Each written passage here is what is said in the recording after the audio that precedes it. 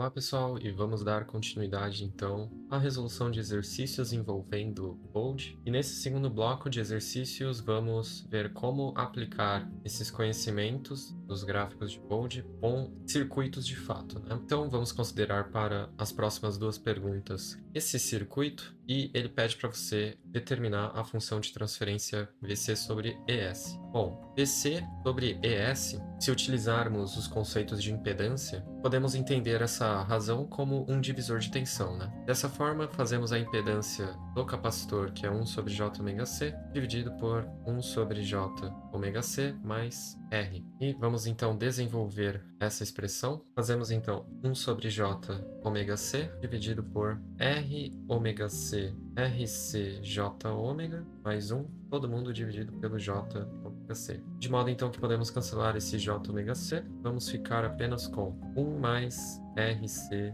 J ômega. É exatamente a maneira que devemos deixar a nossa função de transferência, né? Você pode entender esse J ômega como um S, portanto você tem coeficiente independente associado a esse monômio unitário. E, portanto, podemos finalizar a nossa reescrita da seguinte forma: 1 sobre 1 mais S dividido por 1 sobre RC. E bom, 1 sobre RC vai ser a nossa frequência de quebra, e como se trata de um polo, significa que vamos ter o patamar constante no 20 log de K. Perceba que o nosso K nesse caso vale 1, e portanto 20 log de 1, que é o 20 log de K, resulta, obviamente, em 0. E por essa razão, o nosso diagrama de Bode começa no patamar constante em 0 e passa a decrescer justamente na frequência de quebra. E essa frequência, se você tiver uma leitura atenta aqui do seu eixo X, trata-se do 10 a menos 2 multiplicado por 3. Você tem a primeira década, a segunda década e a terceira década partindo do 10 a menos 2. E por conta disso, a sua frequência 1 sobre RC acaba sendo justamente 3 vezes 10 a menos 2. Então, descobrimos que 1 sobre RC, que é a nossa frequência de quebra, é igual ao 3 vezes 10 a menos 2. Só que o nosso R já está bem definido e, portanto, 1 sobre C vai ser 2,5 vezes 3 vezes 10 a menos 2 vezes o 10 terceira. Então, você vai ficar com 10 a primeira, 2,5 vezes 3 vai dar 7,5, portanto, você vai ter 7,5 vezes 10 a primeira, ou seja, 75, sendo o valor aqui de 1 sobre C, e, portanto, o valor de C deve ser igual a 1 sobre 75 farad.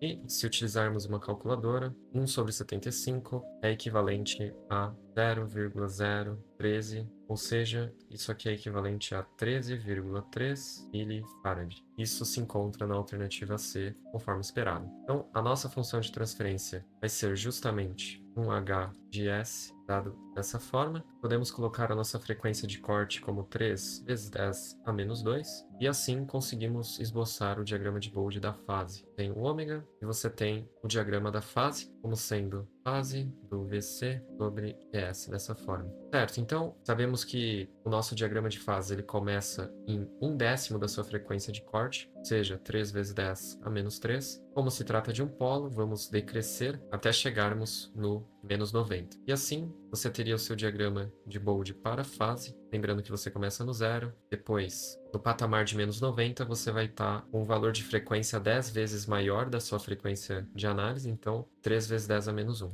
E esse, portanto, seria o gráfico da sua fase. Aqui você tem 0 graus e aqui você tem menos 90 graus. Com isso, finalizamos esse problema que envolve um circuito RC. Passando para a próxima questão, aqui você tem aquele típico exercício de relacionar o diagrama de Bode do módulo com a função de transferência. Aqui você pode notar que existe um zero, você vai ter um polo, e aqui você vai ter mais um polo. Resta nós sabermos a multiplicidade desses polos e zeros e a constante K. Então, certamente nós temos um zero na origem, não sabemos a multiplicidade dele, mas as alternativas que não tiverem esse zero na origem, elas podem ser descartadas. Então, alternativa D e alternativa E não possuem zero na origem. E, portanto, resta as alternativas A, B e C, e todas elas apresentam multiplicidade do polo do zero na origem unitária. Então, nós não precisamos descobrir qual é essa multiplicidade. E, novamente, as multiplicidades dos polos também são unitárias, então não precisamos nos preocupar com quantas vezes cada um desses polos aparece. Certo. Além disso,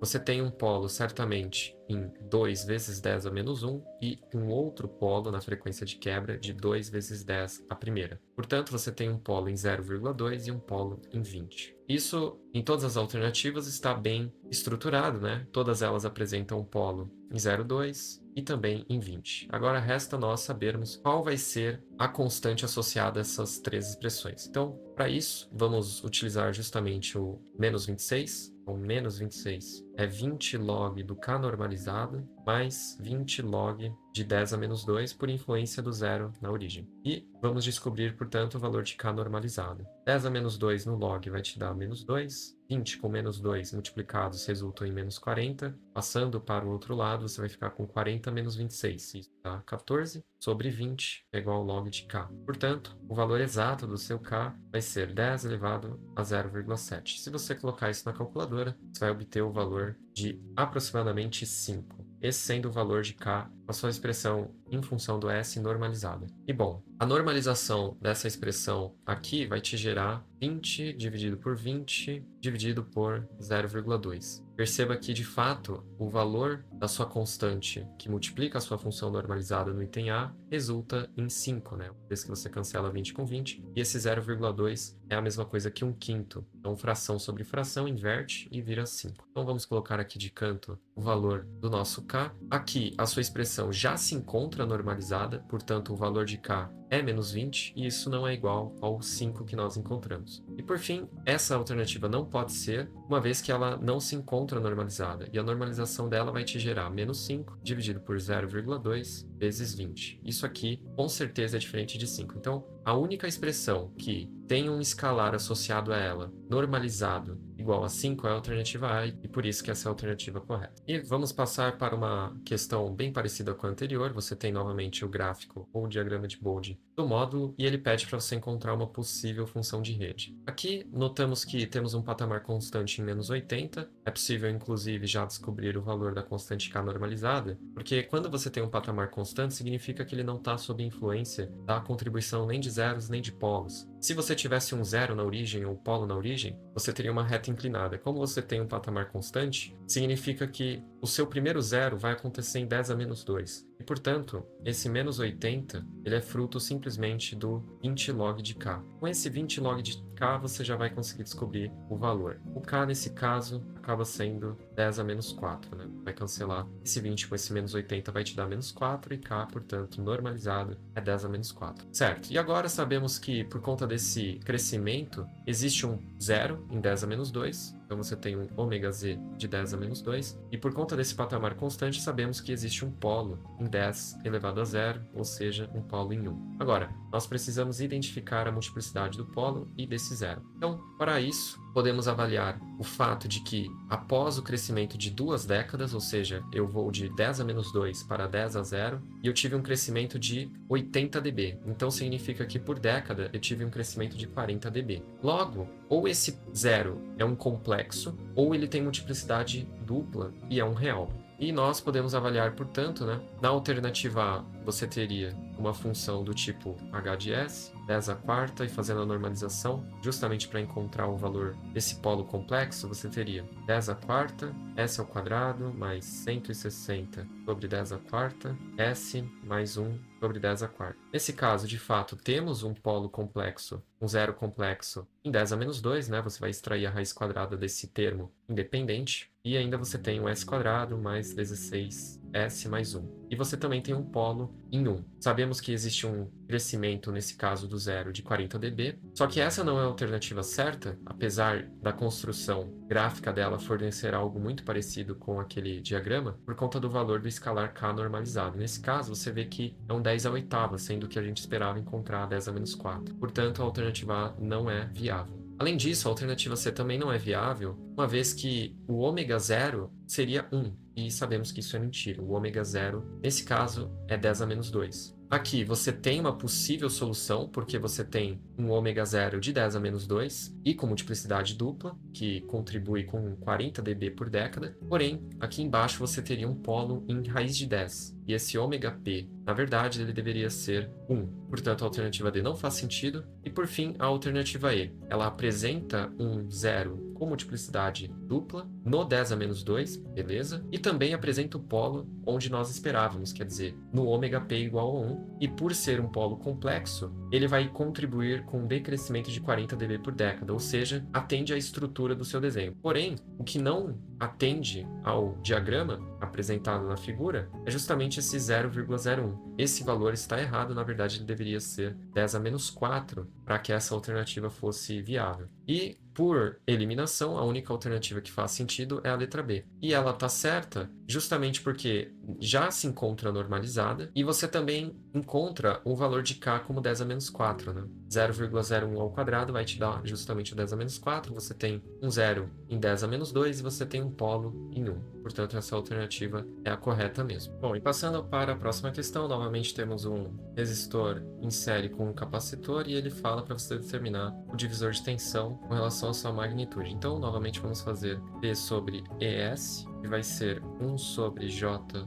ômega C dividido por R mais 1 sobre J ômega C. Isso então vai ser 1 sobre J ômega dividido por 1 sobre RC mais 1, né? Portanto, a nossa frequência de corte 1 sobre RC é dada como 10. Temos o valor do resistor, então D vai ser 1 sobre 10 vezes resistência, que caso é 10 a quarta. Isso está nos dando 10 a menos 5, portanto, o valor de C é de 10 microfarad. Isso, de fato, corresponde à alternativa B. Então, basta fazer a análise da frequência de corte. Esse 0 dB, ele se justifica justamente por conta de você não ter polos ou zeros na origem. Então, você tem um patamar constante. E como a nossa constante com a função normalizada já é o 1, perceba que essa função aqui já se encontra normalizada, 20 log de 1 vai te dar o zero, que é justamente esse patamar constante até você ter a quebra nesse patamar constante e decair a 20 dB por conta desse polo de multiplicidade unitária no ômega de 10 rad por segundo. Passando para a próxima questão, temos novamente um divisor de tensão, em que a nossa entrada agora é o V1 e a tensão em análise, por outro lado, é o V2 sobre o resistor. Então, V2 sobre V1 é igual a 50 dividido por 1 sobre S vezes 10 a menos 2, que é o SC, mais 50. De modo então que vamos ficar com 50 multiplicado por S vezes 10 a menos 2, dividido por 1 mais S vezes 50 vezes 10 a menos 2. Então, reorganizando essa expressão, vamos ficar com S vezes 0,5 dividido por 1 mais S. Esse valor de 50 vezes 10 a menos 2 vai te dar 0,5 e, portanto, fazemos 1 sobre 0,5 dessa forma. Com isso, a nossa expressão já se encontra normalizada, de modo que a nossa constante K acaba sendo 0,5, que é o escalar que acompanha a função em S. Então, com isso, temos tudo, né? Sabemos que existe um polo em 0,5 rad e um zero na origem. Portanto, o nosso gráfico, por conta desse zero na origem, ele deve começar crescente a 20 dB por década. Então, todos os gráficos que não começarem crescente, desde o início, eles já não satisfazem a condição desse circuito. Então, letra C e letra D estão errados, porque eles decrescem desde o princípio. Agora, as alternativas A e B são possíveis candidatos porque elas começam crescendo. Certo. Agora devemos avaliar que a quebra desse crescimento, gerando patamar constante, vai acontecer em 0,5. E, na verdade, eu disse que o nosso polo está em 0,5, mas, na verdade, você deve avaliar esse número. E 1 sobre 0,5 é a mesma coisa que 2. Então, o nosso polo, ômega P, ele deve estar justamente em ômega igual a 2 rad por segundo. As duas alternativas nesse quesito, elas são coerentes, né? Porque se você avaliar onde há o ponto de quebra, é justamente no 2 vezes 10 a 0, que é a mesma coisa que 2. Então, por enquanto, não dá para saber qual é a alternativa certa. Agora, será que dá para descobrir qual das alternativas é a correta olhando simplesmente para onde o diagrama corta o eixo Y, se é no menos 40 ou se é, sei lá, no menos 46. Como nós podemos fazer isso? Avaliamos então a contribuição do 20 log de K com a normalização da expressão, mais o 20 log do zero, sendo que o ômega, nesse caso, é o 10 a menos 2. Então, basta fazer esse cálculo, considerando, né, que o nosso K é o 0,5. Então, você tem 20 log de 2 a menos 1, mais 20 vezes menos 2. E aí você já vê que não tem como ser a alternativa B, porque só essa parcela aqui já te dá o menos 40. E essa outra parcela vai te dar menos 0,3. Então, você vai ter menos 6 mais menos 40. Ou seja, como eu disse, aproximadamente menos 46 dB. E isso impede a alternativa B de ser a correta, porque ele só leva em consideração a contribuição do 20 log de K, e não a contribuição também do zero na origem. Você também poderia verificar, né, se no ômega igual a 2, de fato, a sua magnitude do módulo vai ser zero. E a alternativa A também contempla essa característica. Quer dizer, poderíamos ter feito, então, 20 log de 2 a menos 1, que é o 20 log de K, mais 20 log de 2. Isso, de fato, resulta em zero e seria justamente a contribuição do zero na origem quando o ômega vai para 2. Então, você nota que isso vai dar zero e a alternativa B não contempla essa condição. Ela diz que vai ser um pouco acima do zero, enquanto que a alternativa A é no zero. Novamente, temos o circuito correspondente à situação anterior e ele pede para você determinar o diagrama que descreve a fase da função GV. Então, vamos voltar aqui e recuperar a função GV, já bem determinada. Podemos escrever esse 1 sobre 0,5 como 2 para não haver confusão. E, basicamente, E o que está acontecendo aqui é que você tem o zero na origem e você tem um polo em ômega 2. Esse zero na origem faz com que você tenha um patamar constante de mais 90 graus desde o princípio. E por conta disso, todos os gráficos que não têm essa característica, eles podem ser anulados. Então, a letra C pode ser desconsiderada porque ela diz que o patamar é em menos 90, quando na verdade esse patamar, por conta do zero na origem, deveria ser de mais 90 graus. E a letra A, pelo mesmo motivo, não poderia ser a alternativa candidata ao gabarito. Agora, a letra B e letra D, por enquanto, estão corretas porque ambas, até o ômega igual a 0,2, que é onde começa a modificação oriunda pelo polo, em ômega igual a 2, começa. Elas dizem que a fase é mais 90 graus. E por que você deve considerar 0,2 e não 2? Porque o gráfico da fase tem a sua mudança a partir de 1/10 da sua frequência de análise. Então, se nossa frequência provoca essa quebra no patamar é 2, então você deve avaliar a influência desse polo a partir de 1/10 dessa frequência, ou seja, em 0,2, e por isso que o gráfico começa a cair do patamar em 0,2. Ele para de sofrer influência desse polo em uma frequência 10 vezes maior que a nossa frequência de análise. Então, se é 2, a influência dele vai acabar em 20, ou seja, 2 vezes 10 a primeira. Isso aqui seria o 20. E como você partiu de 90 e ao término da influência do seu polo em 20, você decai menos 90, significa que você tem que chegar no zero, né? E note que isso não faz sentido aqui na alternativa B, porque ele está dizendo a você que a influência desse polo vai acabar justamente no 2, que é o 2 vezes 10 a 0. Sendo que, na verdade, a influência do polo em ômega igual a 2 deveria acabar somente em 20. Então, esse gráfico aqui está errado, porque ele não leva em consideração o limiar superior de influência do S sobre 2, ou seja, do polo em ômega 2. E com isso você fica somente com a alternativa D mesmo. Mais uma questão que nós precisamos aplicar os conhecimentos de divisor de tensão, você tem que colocar o VS dividido pelo VE, que é o de entrada. E bom, para isso vamos fazer que VS sobre VE é igual a 101 dividido por S mais 1 sobre S 0,01 mais 101. E aqui podemos simplificar essa expressão para 101 vezes S vezes 0,01 dividido por S quadrado 0,01 mais 101 vezes 0,01S mais 1. De modo então que vamos ficar com 101S dividido por S quadrado mais 101S mais 100. E aqui fica fácil, né, descobrir quais são as raízes associadas a esse denominador. Você nota o seguinte: é um S mais 100 multiplicado por um S mais 1. Então, fazendo a normalização, teríamos uma constante K, 101 dividido por 100, multiplica o S, dividido por S sobre 100, mais 1, S mais 1. Significa que temos um polo começando em ômega 1, depois em ômega 100. Além disso, se nós quisermos descobrir qual é a ordenada em 10 a menos 2, podemos fazer 20 log de 101 dividido por 100, mais 20 log de 10 a menos 2. Isso vai nos dar aproximadamente menos 40, né? Uma vez que 101 dividido por 100 vai dar próximo de 1, e 20 log desse número que é aproximadamente 1 vai dar aproximadamente 0. Então, esperamos por um menos 40 dB no cruzamento com o eixo das ordenadas em 10 a menos 2. Isso está presente na alternativa B.